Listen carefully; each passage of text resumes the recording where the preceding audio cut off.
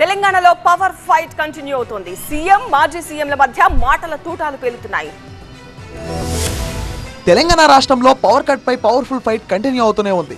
అధికార ప్రతిపక్షాల మధ్య మాటల యుద్ధం నడుస్తోంది. పవర్ కట్ పై లేటెస్ట్ గా కేసీఆర్ పోస్ట్ చేయడం, దానికి సీఎం రేవంత్ రెడ్డి కౌంటర్ వేయడంతో పవర్ ఫైట్ ఇప్పుడు పీక్స్ కు చేరింది. సోషల్ మీడియాలో అలా ఎంట్రీ ఇస్తూనే ఇలా పవర్ కట్ పై పోస్ట్ పెట్టారు బీఆర్ఎస్ అధినేత కేసీఆర్.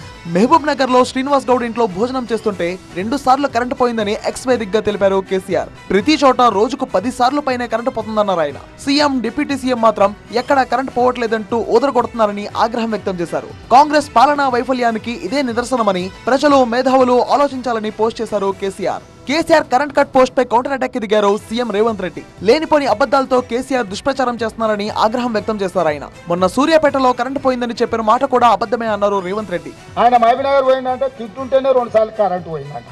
ఏమన్నా బకాసూరు అరణాయన రోజంతా తినడానికి ఎంతసేపు తింటా? 10 నిమిషాలు 15 నిమిషాలు తింటాం తిండి తింటే.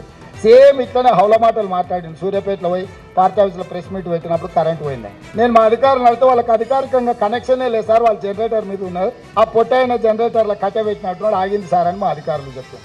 సీఎం రేవంత్ రెడ్డి కౌంటర్ తర్వాత కూడా పవర్ కట్ పై ఫైర్ అయ్యారు కేసీఆర్. నాగర్ కర్నూలు రోడ్ షోలోనూ విద్యుత్ కోతలంటూ మండిపడ్డారు. రోజు 10 సార్లు పవర్ పోతుందన్నారు ఆయన. రోజు 10 సార్లు పోతా ఉంది.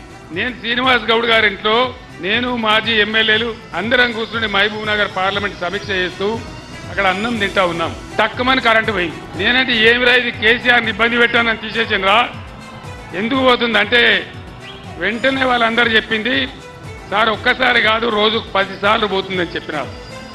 ఇగో ఇది ఈ పరిపాలన మీ కళ్ళారా చూస్తా ఉన్నారు. ఇక మహబూబ్ నగర్ లో పవర్ కట్ పై ఇటు టీఎస్ఎస్, పీడీసీఎల్ కూడా రియాక్ట్ అయ్యింది. కేసీఆర్ పర్యటనలో ఉన్నప్పుడు మహబూబ్ నగర్ లో ఎలాంటి పవర్ కట్ లేదని లెటర్ రిలీజ్ చేసింది. మరీ ముఖ్యంగా శ్రీనివాస్ గౌడ్ ఇంట్లో ఎలాంటి అంతరాయం లేకుండా పవర్ సప్లై జరిగిందని పేర్కొంది. మొత్తంగా తెలంగాణలో పవర్ కట్ పై అధికార ప్రతిపక్షాల మధ్య పంచాయతీ పీక్స్ కు చేరుతోంది.